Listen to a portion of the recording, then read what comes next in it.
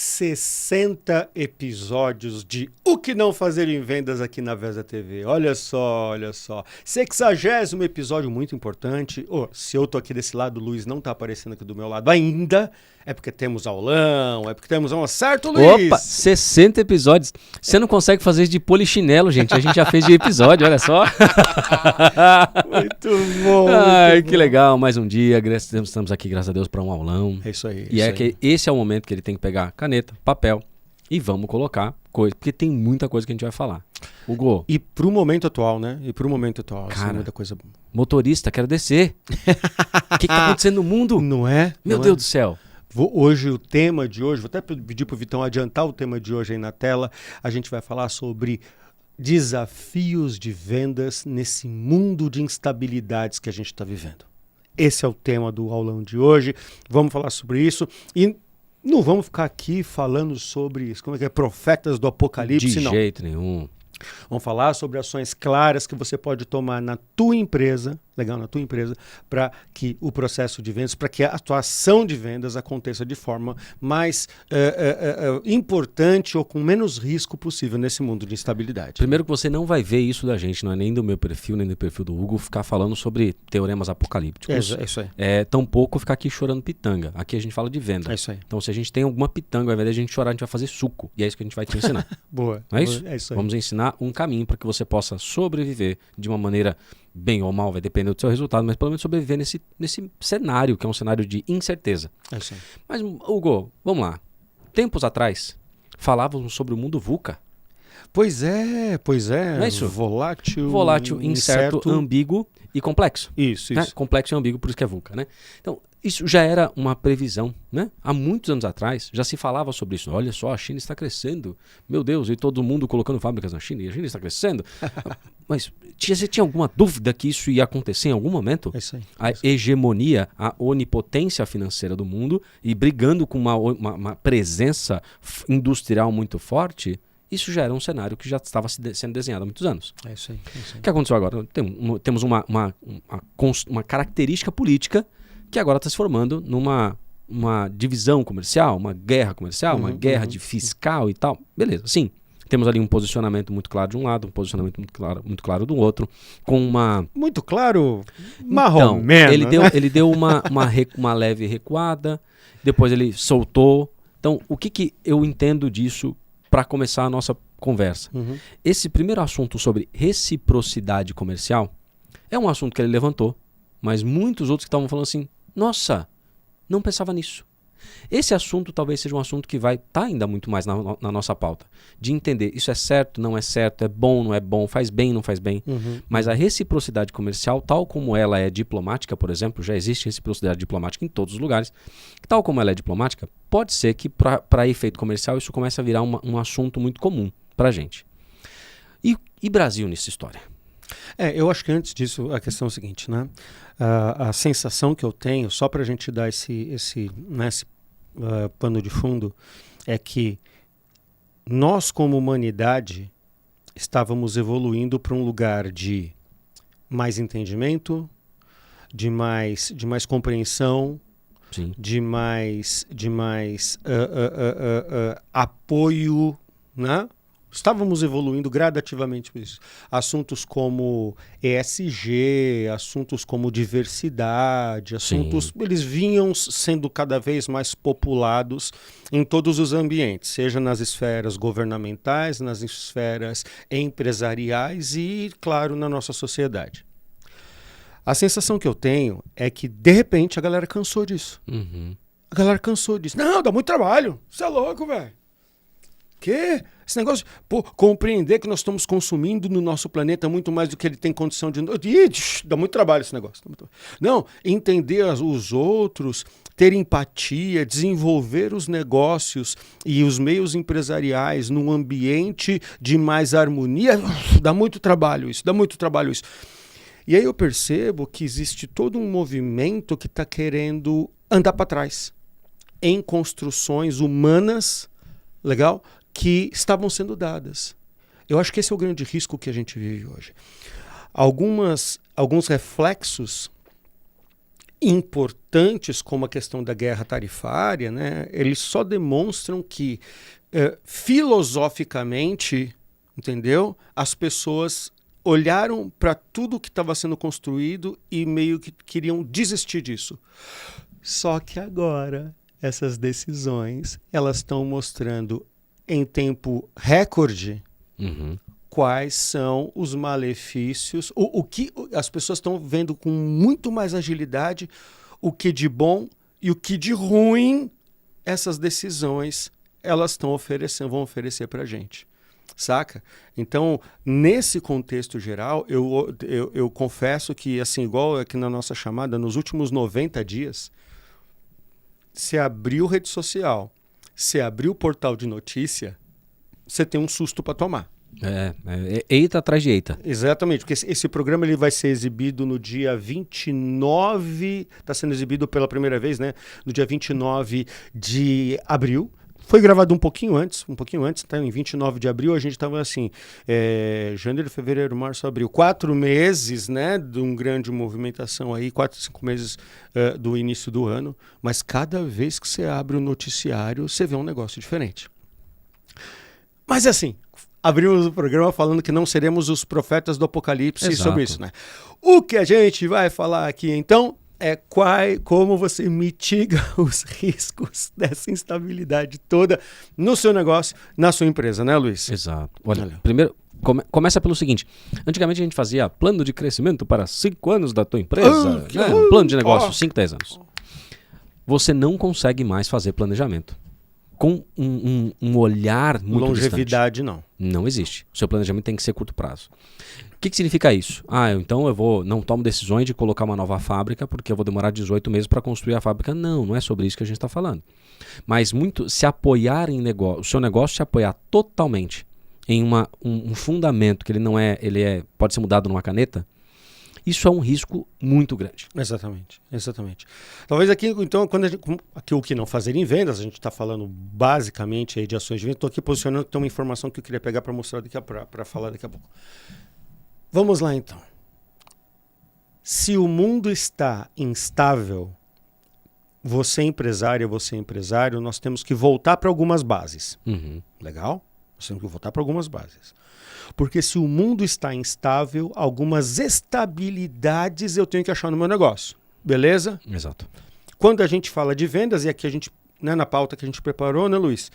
Primeira questão é gestão de pipeline. Vamos voltar ao conceito? Luiz, explique o que é pipeline aí para a galera que talvez ainda não tenha pego os nossos episódios anteriores. Imagina o seguinte, você tem um negócio já acontecendo há algum tempo, tá? Começou. Tem algumas propostas que chegaram. Só que essas propostas, uma delas você já mandou proposta, outra você vai apresentar, outra você já está em negociação. Então, você concorda que eu tenho clientes em estágios diferentes dentro da minha própria empresa. Vamos entender que essa empresa é dentro de um sistema ou uma planilha, tudo bem, não tem problema, mas a gente sugere que você utilize um sistema, né? Dentro do meu CRM eu coloco ali algumas oportunidades por fases. E aí a gente entende, né, dentro do nosso forecast, dentro do nosso funil de vendas, o que eu tenho ali, em que fase que está. Então, mais para o finalzinho do meu funil, eu tenho ali algumas oportunidades, que ela já tem valor, já foi apresentada a proposta, eu preciso saber o histórico. Então, mais para o finalzinho ali, eu tenho oportunidades com valor. Mais para o começo, eu tenho oportunidades que eu ainda estou identificando o interesse do cliente, validando se ele é um cliente correto para a gente poder fazer um trabalho ou não, né? Então, dentro disso, a gente está falando de um processo. Então, eu tenho o nosso pipeline, ou seja, tudo que está aqui localizado dentro do nosso sistema, no nosso CRM, no nosso processo, as oportunidades que estão acontecendo dentro da minha empresa. Que oportunidades são essas? Todas que chegam. Porque às vezes cai num conceito, né? Não, eu só coloco no pipe quando eu mando proposta. Não, está errado. Você tem que colocar tudo. E eu já entrei em consultoria muitas vezes, um cara questionando um pouco esse conceito. E eu provei que eu precisava que fosse dessa forma. Por quê? Para poder analisar uma taxa de conversão correta. Entraram 50 oportunidades destas, 30 não eram boas, 20 eram boas. Das que eram boas, a gente converteu 10. Eu consigo analisar a taxa de conversão muito melhor. Então, um pipeline é isso, tá? Olhando ali todas as oportunidades que estão, de uma maneira muito simples, todas as oportunidades que estão dentro da tua empresa acontecendo em estágios diferentes. E aí a grande questão é essa. Quando o noticiário começa a dar um monte de notícia ruim, e isso vai lá no teu medo, né? Opa! vai lá na tua paralisia de ações e faz assim, ó. A última coisa que você pode fazer em vendas é perder o controle daquilo que já está posto. Exato. Por isso a gestão de pipelines. A aula que o Luiz deu aqui agora, certo? Então a primeira questão nesse mundo de instabilidade, legal, e a gente vê muito empresário, executivo. Não, vamos buscar novas oportunidades. Sim, mas primeiro olha para o que já está colocado no teu pipeline. Olha para as oportunidades que já estão registradas e vai fazer uma análise carinhosa daquilo que você vai colocar o seu esforço máximo para converter em vendas para sua empresa. Faz sentido, Luiz? Faz total. Olha só, nesse cenário, parece que a gente tá olhando um formigueiro e tá com uma pedra, porque cada um vai para um lado, fica uma correria, e aí os gestores já não sabendo mais o que fazer. Eu não vou colocar a mão no bolso porque eu não vou investir nada, porque senão não vai dar certo, não sei o que e tal. Cara, vamos pensar o seguinte. O mercado brasileiro, ele é um mercado muito grande. Exato. Cara, você nunca vendeu para Roraima, por exemplo? Eu estava dando aula para o pessoal de Roraima, um abraço pro pessoal de Roraima. Tive uma aula com eles sobre cultura local. Olha que legal. Muito bacana, cara. Você dá aula para esse pessoal que a gente não tem muito relacionamento próximo, né? E aí entendendo qual era o mercado de lá. O mercado de lá é um mercado muito próximo de outros países que estão na região. Isso, porque eles fazem fronteira ali, né? Um monte de gente. Faz fronteira. Então eles já estavam ali trabalhando para isso. Você nunca vendeu para Roraima, você não conhece o Amapá, você não conhece o Amazonas, você nunca vendeu para o Nordeste, para todo o restante do Norte, tampouco para o pessoal do Sul, você está ali no Sudeste. E aí você acha que o mercado é esse? Cara, tem muito mercado, tem muito Brasil para você explorar, tem muita dor que você pode resolver. Você trouxe uma questão aqui, Luiz, que é fundamental, que é assim. Lógico que as notícias internacionais impactam os nossos negócios. Lógico que se... Estou batendo na madeira aqui, ó. Ouviu aí? Bati, viu? Claro que se o mercado entrar em uma recessão internacional, os nossos negócios vão sentir. Mas a gente precisa lembrar que o Brasil é um continente. Inteiro. É um país em formato de continente. Exato. Não é? Você falou um negócio. Realmente, eu tive em Olho d'Água das Flores, olha isso, sertão alagoano, há algumas semanas atrás. Fui recebido de braços abertos por um povo muito bom, cara. Uma galera, num evento do Sebrae. Que legal. Estava num evento que se chama Startup Day. Boa. Né? Foi a primeira vez que esse evento acontecia no interior, no sertão alagoano. Uma galera tão afim de fazer, afim de empreender, buscando meios novos, buscando tecnologia, buscando conhecimento. Então, só corrobora com o que você trouxe. Nós precisamos compreender melhor o nosso país. Muito. E as possibilidades de negócio que esse nosso país tem para nos oferecer. Demais, cara. Não é? E falta essa... De novo, né, o que a gente está falando aqui é baixo nível aí de adrenalina, susto e começa a olhar criticamente. É nesse sentido. Muito, cara. Olha só. Primeiro que, se você não... Se o seu negócio, se ele não está flertando com o agro, primeiro que você já está errado. Exatamente. Tá? 35% basicamente do nosso país produz alguma coisa em agro. É isso aí. Não é 35% do PIB, tá? É 35% de território. É isso aí. Cara, você pega boa parte aqui, ó, é uma parte que está produzindo coisa. Nós somos basicamente o celeiro do mundo. O mundo precisa disso. Seja quem vai comprar, Estados Unidos ou China, depende. Alguns dois vão comprar. Mas você está baseando o seu negócio basicamente nas indústrias que são europeias. Faz sentido? Faz sentido. Você pega ali, boa parte do nosso ABC, baseado nas indústrias europeias de automobilismo. Então, não tem nada de agro aqui, cara. E por que não? E o agro lá, eles estão gastando muito dinheiro com investimentos de fora para fazer com que eles sejam mais competitivos, mais produtivos, durem mais, consigam exportar mais, consigam atravessar o Brasil inteiro para exportar isso para o mundo todo. Por que você não está pensando nisso? Por que você não está olhando essa galera? O pessoal lá de Alagoas, eles têm com certeza linhas de transportes que precisam ser melhoradas, eles precisam de conhecimento com muito mais rapidez, muito mais pessoas preparadas lá também. Precisa de industrialização no local, por que não? Então, cara, por que eu não posso vender para esse povo? E eu quero só vender... Não, calma, nós temos um mercado gigantesco. E aí eu estou trazendo isso por uma diferença. Alguns anos atrás, eu fiz um trabalho com o Peru. E aí, o povo peruano, eles já criam uma empresa para exportação. O mercado local é muito pequeno. Sim. Então eles já criam lá uma solução Como é Pensando que em eu posso exportar isso? Por quê? Porque se eu for depender do povo local, é pouco. Sim, Minha empresa vai ser muito pequena. sim, sim. Então eles já pensam nisso. O brasileiro não. É, O brasileiro não tem em mente de exportação. A grande maioria não. Uhum. Porque ela fala, tá, legal. Por quê? Porque a gente tem mercado. E é muito engraçado isso. Ah, mas eu tenho que ter uma grande indústria para fazer exportação. A gente já vai voltar só para finalizar o assunto do pipeline, tá? Mas assim, por exemplo, cooperativas de produtores de castanha de caju, certo? Não me só posso incorrer no erro se foi no interior de Alagoas ou da Paraíba que eu vi, tá? Cooperativas. Não, foi para cima. Foi entre Paraíba e Ceará.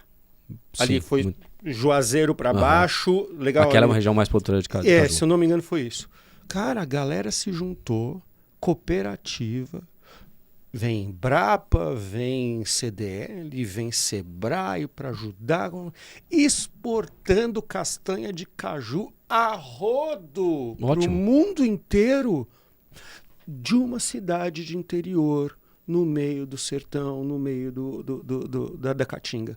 Então, a gente precisa entender isso, concordo contigo, que a cabeça do empresário precisa pensar para externo. E o que a gente precisa entender é que nesse momento de instabilidade, buscarão estabilidade em mercados que estiverem mais propícios e mais seguros. Uhum. Legal? Então, que a gente está vendo uma reconfiguração das relações internacionais. Entendeu? Sim. E aí, isso a gente precisa ficar de olho. Beleza?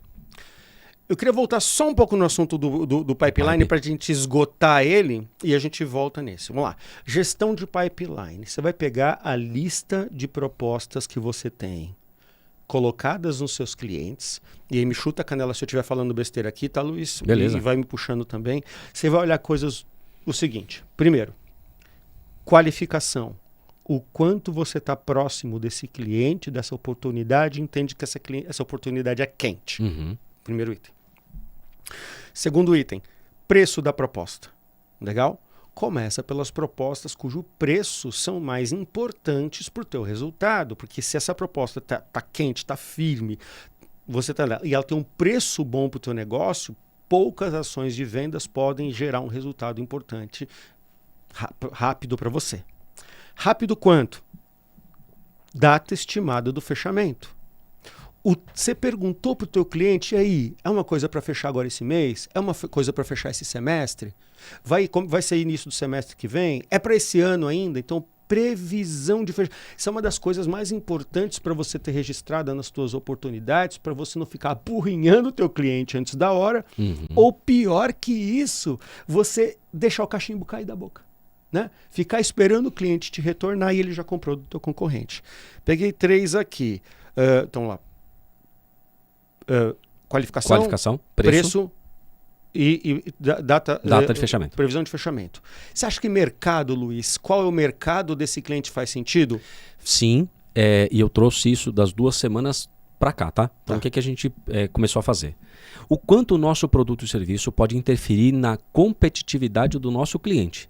Isso precisa ser um grau de urgência que você vai colocar na tua proposta. Porque se você... Imagina o seguinte, você vende um produto ou serviço que ele pode comprar a qualquer momento e isso não interfere em nada no resultado dele. Ele vai te deixar para depois. Faz muito sentido. O quão essencial você é para o teu cliente? Essa é a pergunta? Você precisa conhecer ele para dizer para ele o seguinte, cara, vamos pensar o seguinte, uma máquina. Você faz um produto para manutenção de máquina, um equipamento. Cara, se ele deixar de produzir, ele tá lascado. Okay. Ele vai ser competitivo com a tua... Vai sim. Então você é importante para o processo produtivo dele. Esse eu tenho que estar ligando primeiro. Por quê? Porque o concorrente já está ligando. O concorrente fez relacionamento se você não fez. Ele é importante. Você é importante para ele. Então, cara, precisa colocar urgência nesse relacionamento. Sim.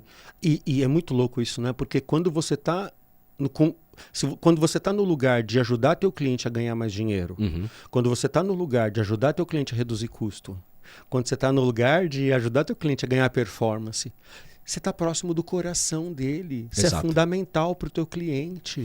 Né? E alguns negócios se beneficiam dessa instabilidade. Você sabia disso?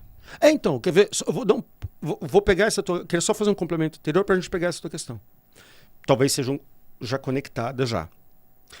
Porque o teu cliente, ele também está buscando vender mais Exato. no momento de instabilidade. Exato. O teu cliente também está buscando se reequilibrar nesse momento de instabilidade. Se o teu produto, se o teu serviço ajuda o teu cliente a se equilibrar nesse momento de instabilidade, você tem que se conectar com esse cliente para ajudar ele agora. E às vezes até dizer isso para ele, porque às vezes ele não vai saber. Exatamente, exatamente. Então assim, não sei se está conectado com essa puxada que você deu, que assim, então a gente falou de qualificação da proposta, o quão quente essa proposta está, legal? A gente falou de preço dessa proposta, legal? Preços maiores contribuem mais. A gente falou de data de previsão de fechamento, né? O quão rápido esse cliente vai decidir. A gente falou aqui do quanto a tua proposta ajuda esse cliente ou não, o quanto você é fundamental dentro daquela oferta. Colocaria aqui o quanto você está próximo do decisor. Boa. Né? Boa. Não, eu fulano lá que é meu amigo que eu mandei a proposta para ele. É ele que quer ter a caneta de ouro na mão? Não, tá lascado, cara. Você tem que falar com quem vai assinar a proposta. Porque esse discurso que o Luiz trouxe aqui de você ser fundamental para o teu cliente, você tem que fazer esse discurso para quem decide. Aprova, para quem decide. Se você está longe de quem decide, você está frágil nessa proposta. Com isso aqui, acho que gestão de pipeline, fechamos aqui o processo. E por que é importante? Okay. Fazer essa análise do pipeline agora? Priorizar. E tem, na minha sensação é essa, priorizar, que você tem algumas propostas. Quais que eu vou me dedicar primeiro? Aquelas que nesses 5 itens que a gente elegeu aqui agora, as propostas somem, mas eu trago um complemento. Pelo seguinte, nesse momento está todo mundo instável. Abrir relacionamento com um cliente diferente é muito mais difícil. Concordo. É muito mais difícil. Cara, você já falou com um cara em algum momento, ele sabe quem você é, ele sabe seu nome e tal. É mais fácil. Tá? Não que vai ficar mais caro, só vai ficar mais difícil você ter um relacionamento aberto agora. Os caras falam assim, bicho, a China querendo explodir o mundo, você tá querendo... Vai receber você.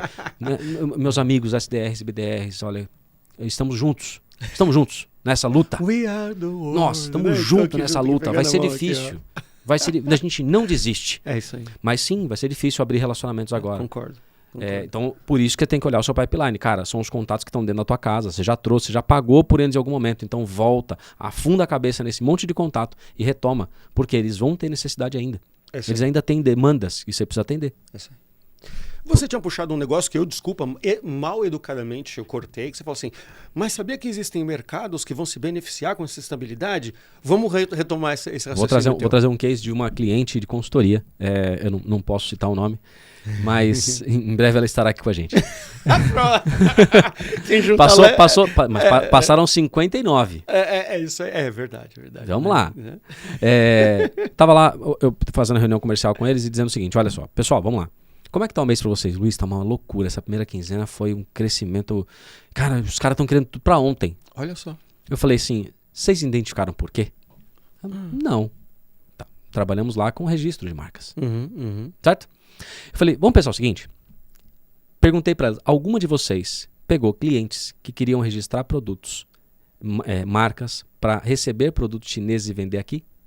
Ela falou, putz, cara, tem 2 comigo assim. Olha só... Eu falei, pois é. Aí eu olhei lá, é obrigado a registrar na importação e exportação? Sim. Tá brincando, registrar marca? O que acontece? Observa o movimento e veja se esse movimento ele não pode ser benéfico para você. Sim, senhor. As pessoas estão olhando. Eu olhei a notícia. O que eu vou tirar da notícia? Tem gente que chora, outro que vende lenço. Eu tô olhando e falando, tá, o que a gente pode fazer com isso? E se o mercado for para cá? Eu vou ter que atender, eu vou ter que fazer uma relação para a China. Ou seja, uma relação unilateral, mas eu vou ter que estar pronto. Então já começou um movimento de se preparar para que a gente possa ser um lugar de pré-industrialização para exportação. Um lugar em que a gente vai receber produtos ou americanos ou chineses. Mas o mercado já começou a se preparar para isso. E o seu cliente está se preparando? Se ele não está se preparando, você pode ser a porta que vai abrir para ele. Para dizer justamente isso, queridão. Temos 2 grandes cenários aqui, estamos polarizados no mundo, mas se para esse lado aqui você já tomou uma ação e para esse outro você já tomou uma ação, oportunidades podem vir dos 2 caminhos. O que você está dizendo aqui então, Luiz, é que ao invés de se desesperar pelos momentos de instabilidade, é ter calma e sagacidade para identificar os movimentos e entender quais dessas novas ondas eu e minha empresa vamos poder surfar. Exato. De duas formas, tá? Adaptando o que você já faz para o mercado local, Ok. que pode ser, cara, fechou tudo, vamos vender para o mercado local, é um caminho. Como é que eu posso fazer isso adaptando para o meu mercado local? Sim. Ah, eu exporto, mas eu coloco isso no Porto de Santos. Talvez eu tenha que descer e começar a vender para Santa Catarina e exportar também por Santa Catarina. Estou olhando escoamento de produto, tá? Não estou nem falando de serviço. Legal, mas indo nesse caminho, olho para o mercado local. E o mercado que eu já exporto, já mando para algum lugar. Então eu começo a me preparar com essas duas grandes hegemonias. E me preparar para isso. Veja, eu não sou um cara do surf. Você surfa, Hugo? Não. Eu também não surfo. Então, tenho até curiosidade. tenho curiosidade para saber. Se eu consigo ficar em pé em cima de uma prancha. Não, eu tenho certeza que eu não consigo. Absoluta. Né? Eu já tentei em aqueles longboard, não deu certo. Mas, vamos lá. Como é que é o surf? Você olha uma onda, ela tá vindo. Você já preveu o movimento da onda e você se posiciona para conseguir pegar aquele movimento. Senão você andaria de barco, que ele faz o próprio movimento. Certo? Mesmo no barco. Quando o mar está muito revolto, em algum momento você tem que mudar a direção ou voltar para o lugar fixo, que é o que o Hugo acabou de falar. Mas nesses grandes movimentos eu preciso aproveitar essa onda. E essa onda ela está direcionando para alguns lugares. Ainda está revolto, mas está direcionando. O que você faz? Você para, começa a olhar o movimento, escolhe uma onda e vai. Esse é o caminho. Depois você tem que ter a maleabilidade. Então o que a gente está querendo dizer com isso? Primeiro, adaptar para o mercado local é um caminho. Outro, encontrar uma nova fonte de receita. Esse aí pode sim, ser um caminho. E aí que vamos pegar esse ponto, porque até agora falamos mais de cuidar daquilo que já está sob a sua guarda. Exato. Beleza? Então, primeiro você cuida daquilo que já está sob a sua guarda. Agora, vamos lá. Novos mercados. Vamos começar a falar sobre isso. Diz aí. Vamos lá. Eu olho o meu negócio e eu vejo o seguinte. Dentro do mercado local, eu posso explorar as dores do meu cliente e oferecer para ele um remédio para essas dores diferentes do que eu estava oferecendo? Uma nova fonte de receita. Quando a gente volta a falar do nosso cliente, oferecer para ele um caminho de ele ser mais produtivo, dele ser mais competitivo, ou vender mais, ou ter mais lucro no final do mês, dentro desse canal aqui, o que a gente não pode fazer mais? Então, estamos aqui numa conversa, eu e você somos amigos. Aí você me confidencia bastante coisa, eu confidencio com você e tal. Aí você fala assim, pô, Luiz, tô querendo, cara, uma corrente. Você conhece alguém? Pô, conheço. Pô, Luiz, agora, cara, eu tô querendo, sei lá, um relógio. Você conhece? Pô, conheço. Nas relações comerciais, elas são muito parecidas nesse sentido. Quando você tem estreitamento, é por isso que o Hugo está falando, você tem que saber com quem você está falando lá dentro. Você tem um canal com o teu cliente, você já resolve um problema dele. Não teria um problema correlato que você poderia resolver? Entendi. Imagina que você já tem um canal aberto naquele cliente lá e você já resolve um problema de manutenção. Será que não tem um segundo problema de manutenção que você pode resolver? Aproveitando o mesmo canal? Você já está cadastrado no cliente, já tem uma logística chegando, já tem uma conexão lá dentro. Entendi. Tá com o seu pessoal todo cadastrado, tudo pronto para participar daquela empresa grande. Por que você não colocar um outro produto e outro serviço lá dentro? Entendi. Você não está falando de abrir novos clientes, mas atender com outros produtos e serviços os clientes que você já tem dentro da sua carteira. Sim, esse é um primeiro ponto. Ok. Mas um segundo ponto é, se eu conheço bem o mercado do meu cliente, eu posso aproveitar mais clientes daquele mesmo mercado com essa solução diferente. Entendi. Eu gosto dos dois movimentos. O primeiro porque a gente sabe que vender mais dentro de um cliente que você já tem na carteira é muito mais rápido e barato do que você abrir novas contas. Apesar de abrir novas contas ser algo extremamente importante. Né? A gente já falou várias vezes sobre isso. Mas por isso que a gente está insistindo nesse começo aqui de cuidar das coisas que estão dentro da tua carteira, os clientes que você já tem relacionamento. Inclusive, né, falamos agora de entender quais são os mercados que podem ter ganho nesse processo todo. Analisar as minhas contas-chave. Dois cenários. Um cenário é, dos meus principais clientes, vamos voltar lá, né, em abrir novos, né? Dos meus clientes de carteira, os clientes que compram frequentemente comigo, eu analisei aqui, vamos imaginar, né, dos 50 clientes que compram mais, dos 5, se for pequeno, né? Metade deles, pouco mais, né, 60% deles, né, 30 clientes, eles estão em mercados que parece que vai dar bom. Que mercados, setores da indústria ou do serviço que terão um bom movimento. Grudo nesses caras. Sim. Grudo nesses caras. Né? Então, assim, se a maioria dos meus clientes estão num processo de crescimento, eu grudo nos clientes. Se eu percebo que os meus clientes vão tudo passar por dificuldade por conta da instabilidade de mercado, eu busco novas formas e mercados correlatos que eu posso atender com o meu produto e meu serviço, e vou ter que desenvolver isso em velocidade para poder entrar nesses novos mercados. Espero que você não esteja nessa segunda condição, né? Agora, vamos voltar lá.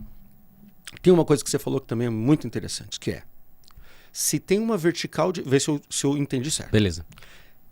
Se tem uma vertical de negócio que eu já atendo, já tenho clientes nessa vertical de negócio, nesse segmento de mercado, já tenho casos de sucesso, já tenho clientes que me adoram, certo? Porque eu presto serviço ou vendo produtos para esse mercado.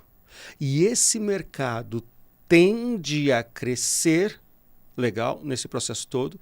Eu preciso vender para outras empresas desse mesmo mercado, Sim. certo? Certo, perfeito. Beleza, isso não? É isso. É nesse momento que, nessa empresa, a gente mata a cobra e mostra a cobra morta. Sim. Casos de sucesso, depoimento, indicação de cliente. É nessa direção que você ia pintar? É isso. Porque a gente sempre fala isso, né? O cara, às vezes, ele tá vendendo um monte de gente, ele não olha o segmento.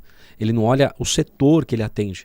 Quando a gente fala, de novo, de ICP e tudo mais, mas eu tô olhando ali, eu atendo esse segmento. Esse segmento é um segmento que ele consome. Né? Então, vamos lá. Por que não, e aí, olhando para um termo mais técnico, por que não aumentar o meu market share dentro deste segmento? Por que não me tornar especialista dentro deste segmento? Pô, Luiz, mas o segmento está muito ruim. Tá bom, está muito ruim. Mas os fornecedores que estão lá, será que você não pode comer uma fatia do mercado? Não pode expandir um pouco mais dentro desse mesmo segmento? Então, esse é um caminho. Olhar o segmento do cliente, o perfil daquele cliente e ver que a dor que ele tem, outros também têm. Então, eu posso vender para outros clientes iguais do mesmo segmento. Esse é um estudo e um caminho.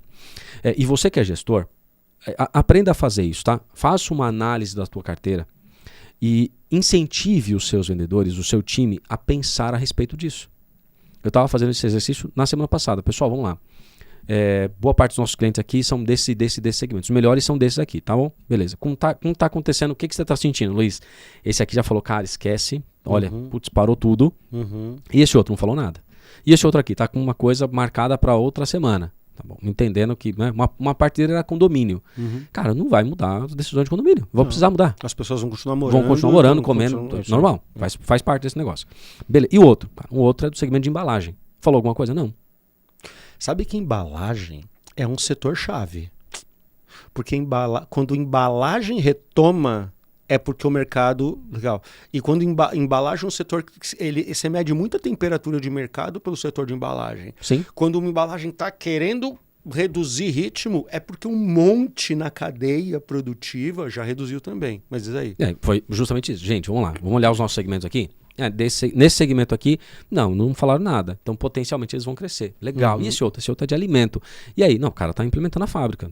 Não mudou nada. Então, beleza, gente. Então, vamos entender que esses segmentos aqui são bons. Olha dos demais aí que não falaram, busca dentro das oportunidades que você tem da carteira de cliente e clientes desse segmento. É isso aí. Porque aí eles vão continuar de alguma forma fazendo. Então, essa é a introspecção que você tem que fazer, a análise da tua carteira, dos teus clientes potenciais, das propostas que já passaram e tudo mais, para você conseguir melhorar a quantidade de oportunidade que você já tem. Olhando pelo segmento do cliente. Alguns segmentos, sim, vão estar mais fragilizados agora. O que eu faço, Luiz? Cara, você não vai ligar pro cara agora.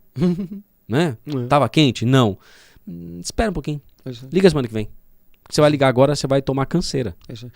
E você vai ligar agora para empresas cujo clima nessa empresa está um clima de derrota por conta da instabilidade, só vai te contaminar, meu irmão. Vai chorar mais junto. Putz, pronto. Não vou vender nada.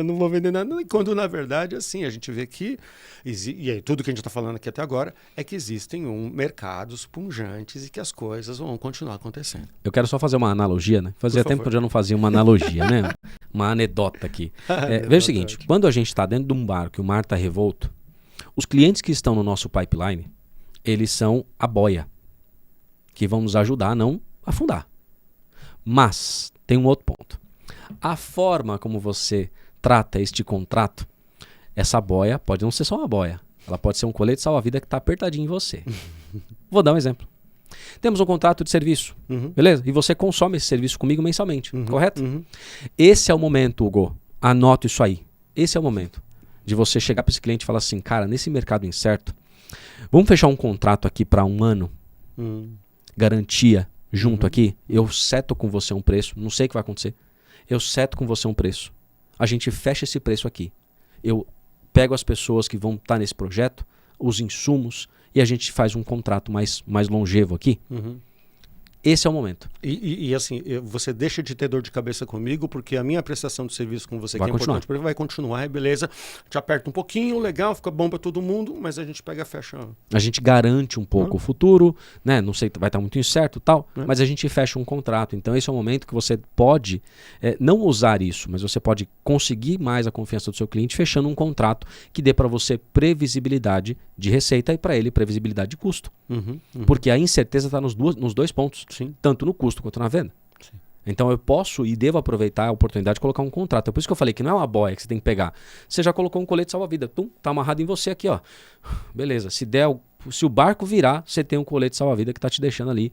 Não vai te prejudicar. A tua empresa não vai afundar totalmente. Você vai estar salvo ali com os contratos. Isso é uma estratégia comercial, por exemplo, que você pode usar para dar mais previsibilidade para as vendas. Até para você que é vendedor, conseguir fazer um faturamento, uma venda muito melhor. É usar um contrato longevo com esses clientes que você já tem. Excelente.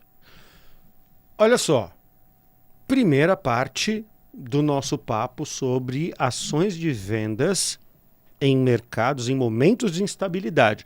Falamos sobre gestão de pipeline, definição de cliente de alvo, olhar por mercados que estão crescendo, entender como você pode atender melhor esses mercados, beleza? Legal?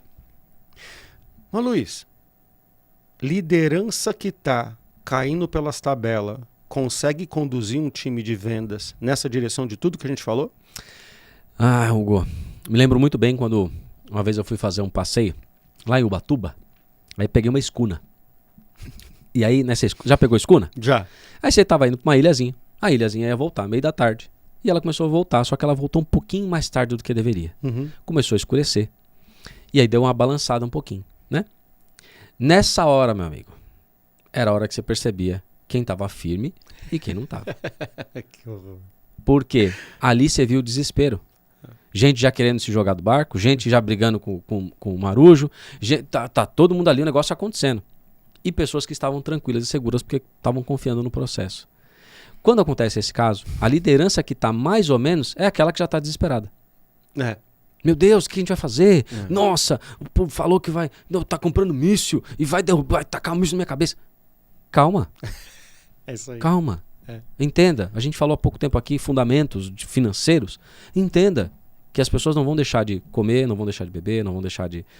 talvez se o mundo entrar num colapso, talvez a roupa mude. Mas, cara, você não vai deixar.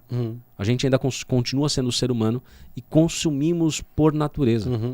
E esse é o ponto. A liderança que tiver muito voltada ao apocalipse acontecendo nesse momento, talvez ela não tenha qualidade emocional para passar isso para o teu time.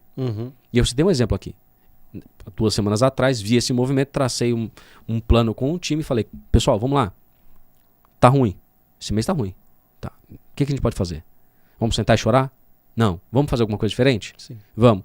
Espero que esse mês seja um mês extraordinário, como eu esperava? Não. Não. Também vou setar as minhas expectativas. Vou ajustar, cara. Sei que não vai dar certo. É isso aí. Né? Mas vamos lá, gente. O que eu quero ver é que vocês estão indo para essa direção. Então, trouxe uma análise mais fria, né? Não tão inflada pelo medo. Vamos lá, gente. Se for para esse caminho, o que vai dar? E se for por esse, o que a gente pode fazer? O gestor ele é responsável por passar a solução, não passar o problema. É isso aí.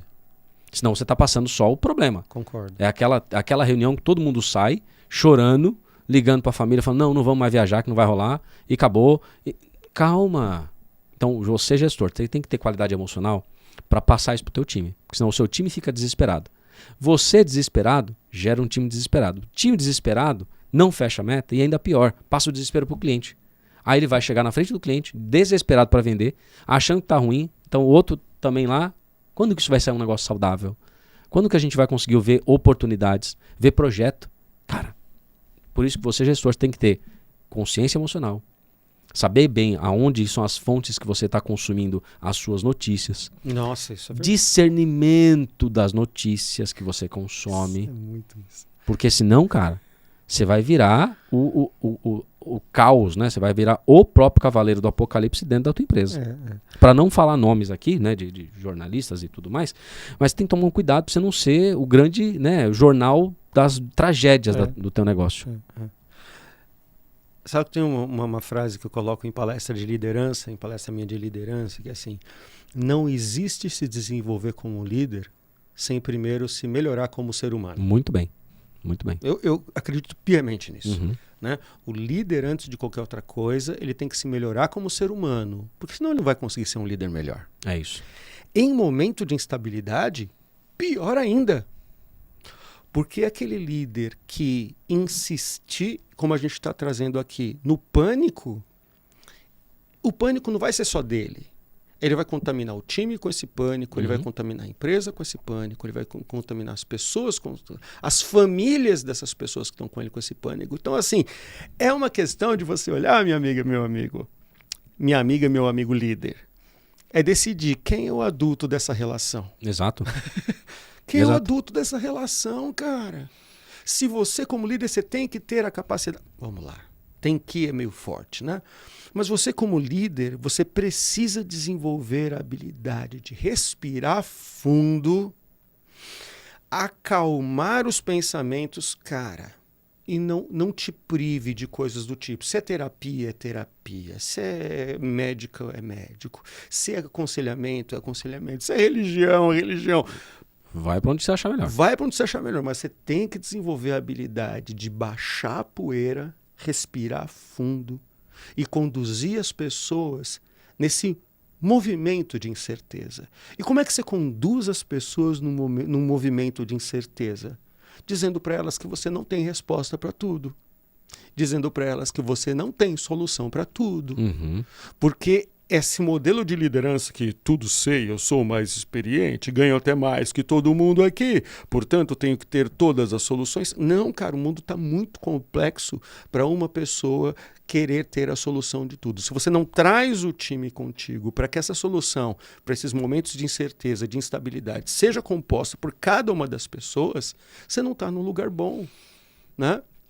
E as pessoas participam de forma mais contundente nas soluções que elas também ajudaram a desenvolver.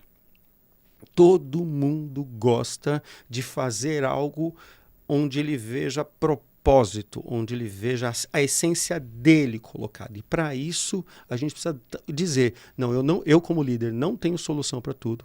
Preciso das pessoas para compor as soluções, para todo mundo caminhar numa boa direção, gerar consenso, e aí sim, em cima do consenso, eu lidero.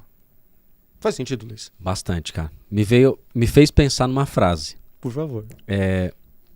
O bom marinheiro, experiente, ele respeita o mar. É isso aí. E ele enfrenta a onda. Ele não subestima o mar pela experiência que ele tem. Mas ele respeita o mar. Ele sabe que cada onda é um cenário diferente. Cada cenário diferente pode exigir dele uma tarefa diferente, uma habilidade diferente. É por isso que eu preciso das pessoas. Eu não posso subestimar o que está acontecendo, eu preciso enfrentar o que está acontecendo, e a gente acaba sendo experiente por entender os mercados. Não subestimar achando que a gente sabe tudo. Primeiro, não sabemos de tudo. Não. Segundo, você não é o farol deste negócio, né? Você não está ali mostrando: esse é o caminho, eu estou aqui. Não, você está no meio do barco. O barco tá indo para todos os lados e você tá junto. Mas você é a pessoa que tem que passar a segurança e falar: peraí, já vivi outros cenários, pode ser que isso seja parecido com isso, gente.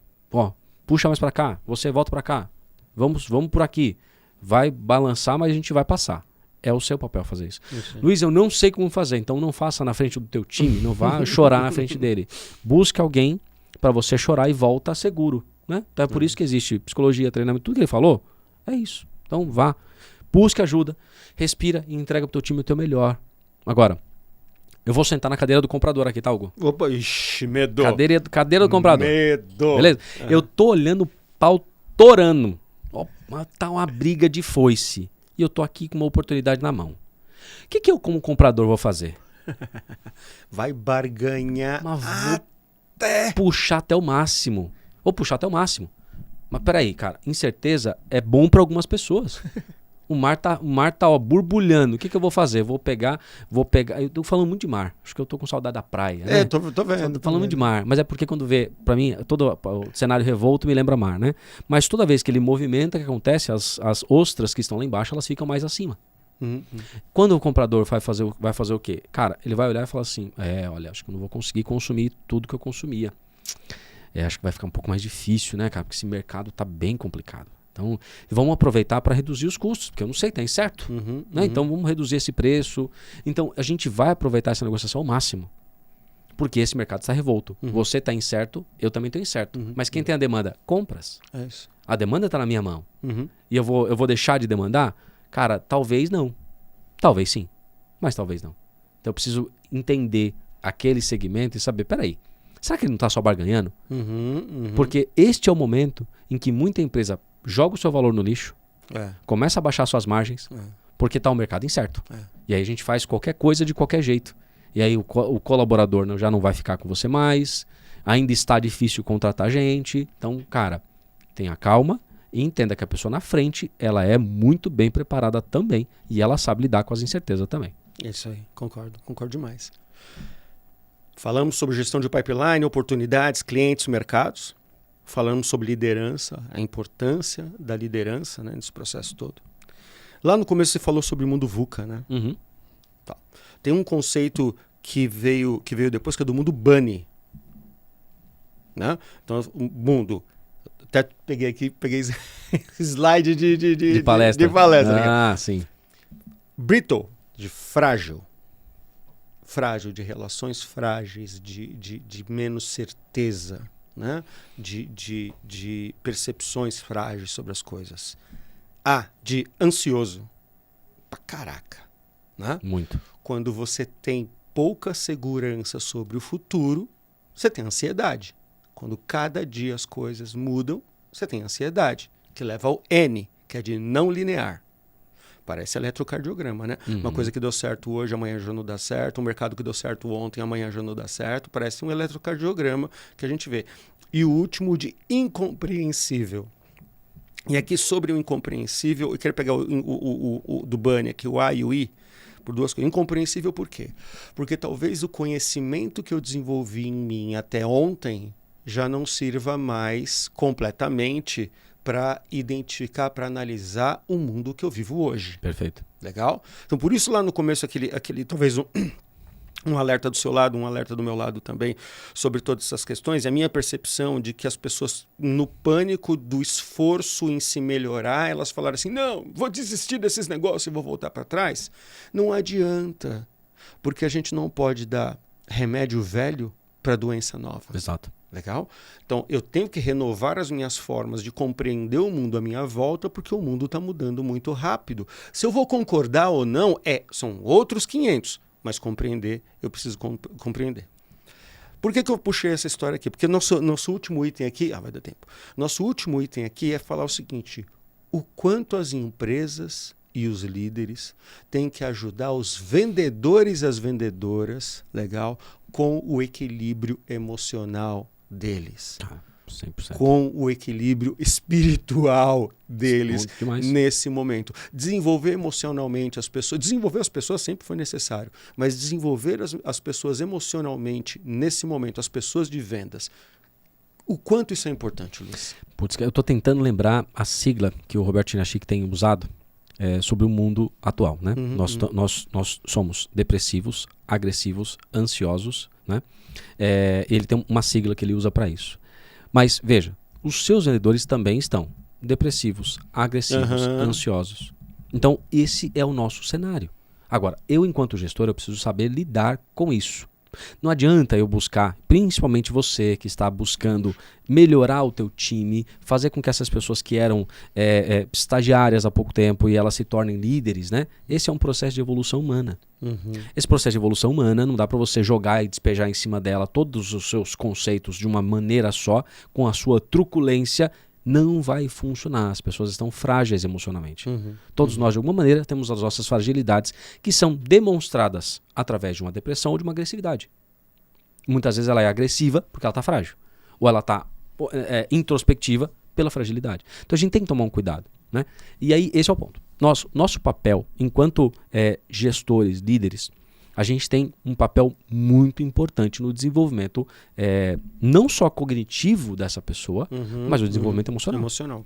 Luiz, eu não sei. Então, vamos lá. Primeiro, máscaras para você. Primeiro em você. Né? Máscaras para você. Primeiro você entenda. E depois, coloque pro teu time. Não, porque eu fiz um curso de master, eu vou aplicar. Calma.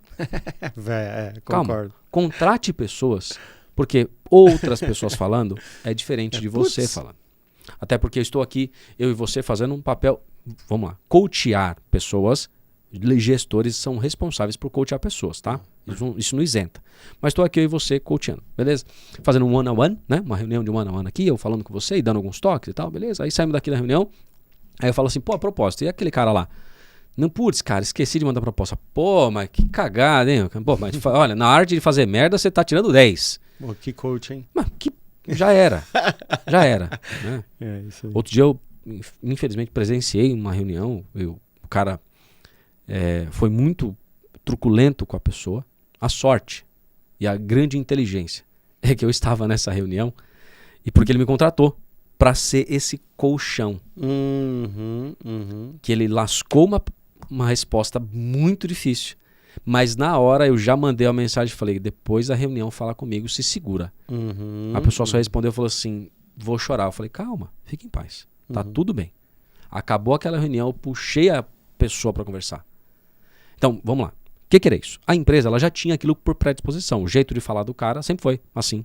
Mas ele falou, eu sou desse jeito, cara, e eu tô mudando. Me perdoa, tô mudando. Mas de vez em quando solta um negócio. Mas me ajuda aqui. Então, o meu papel lá era justamente esse. Fazer, eu sei, calma, vamos lá. Agora traz você para cá. Respira, volta, fala com ele de outro jeito.